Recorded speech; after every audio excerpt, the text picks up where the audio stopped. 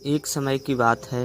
एक बड़े से गांव के बाहर एक बौद्ध भिक्षु अपनी कुटिया बनाकर रहा करते थे। बौद्ध भिक्षु बहुत ही बड़े ज्ञानी और बुद्धिमान व्यक्ति थे। हर रोज जब वह उस गांव में भिक्षा मांगने जाते थे तो अक्सर कोई न कोई उनसे अपनी समस्या का समाधान पूछता और बौद्ध भिक्षु भी बहुत ही आसानी और बुद्धिमानी के साथ लोगों की समस्या का समाधान सुझा देते थे।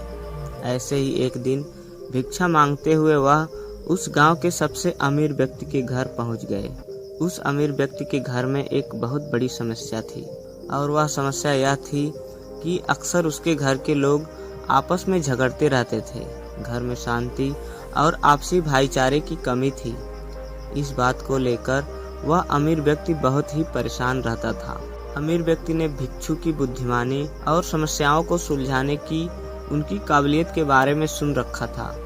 तो जैसे ही उसने बौद्ध भिक्षु को अपने घर के दरवाजे पर खड़ा देखा तो दौड़कर उनको अंदर बुलाया और अपने नौकर को भिक्षा के लिए कुछ भोजन लाने का आदेश दिया। नौकर रसोई से कुछ भोजन लेकर आया। उस अमीर आदमी ने वह भोजन एक भिक्षा पात्र में डाल दी।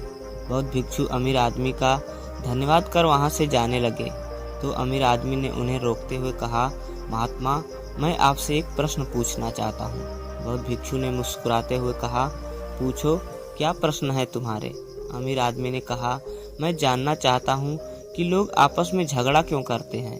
यह सुन बौद्ध भिक्षु थोड़ी देर तक मौन रहे, फिर ऊंची आवाज में चिल्लाते हुए बोले, मैं तुम्हारे यहाँ भिक्षा लेने आया था, ना कि तुम्हारे फालतू प्रश्नों का उत्तर देने। भिक्षु की मुंह से ऐसी बातें सुनते ही उस अमीर आदमी के क्रोध का ठिकाना न रहा। उसने खुद पर नियंत्रण खो दिया और भिक्षु पर जोर जोर से चिल्लाकर उन्हें भला बुरा कहने लगा। उसने कहा कि कैसे स्वार्थी व्यक्ति हो तुम। मैंने तुम्हें खाने के लिए भोजन दिया और तुम मुझसे इस तरह की बातें कर रहे हो। उस अमीर व्यक्ति ने गुस्से में बौद्ध भिक्षु को बहुत अशब्द कहे, लेकिन बौद्ध भिक्षु बिना एक भी शब्द बोले शांति से उस अमीर व्यक्ति की बातें सुनते रहे और वह उन पर चिल्लाता रहा। लेकिन थोड़ी देर बाद जब वह व्यक्ति शांत हुआ तो बौद्ध भिक्षु ने मुस्कुराते हुए कहा, मेरे दोस्त, जैसे ही मैंने तुम्हारे साथ बुरा बर्ताव किया है, तुम्हें क्रोध आ गया और क्रोध में तुमने मुझ पर चिल्लाना शुरू कर दिया, और अगर उसी समय मैं भी तुम पर क्रोधित होकर चिल्लाना शुरू कर देता तो हमारे बीच बहुत भयंकर लड़ाई हो सकती थी।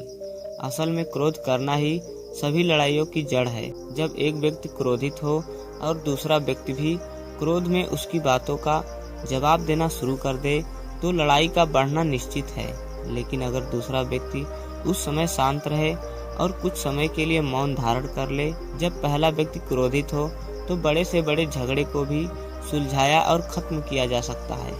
साधारण शब्दों में कहें तो परिवार के सदस्यों का एक दूसरे के प्रति सहनशील होना ही घरेलू झगड़ों को खत्म करने का एकमात्र तरीका है। तो दोस्तों, इस कहानी की सीख यही है कि चाहे घर हो या दोस्तों के साथ या कहीं काम की स्थिति में हो, हमें खुद को स्थिर और शांत रखना चाहिए।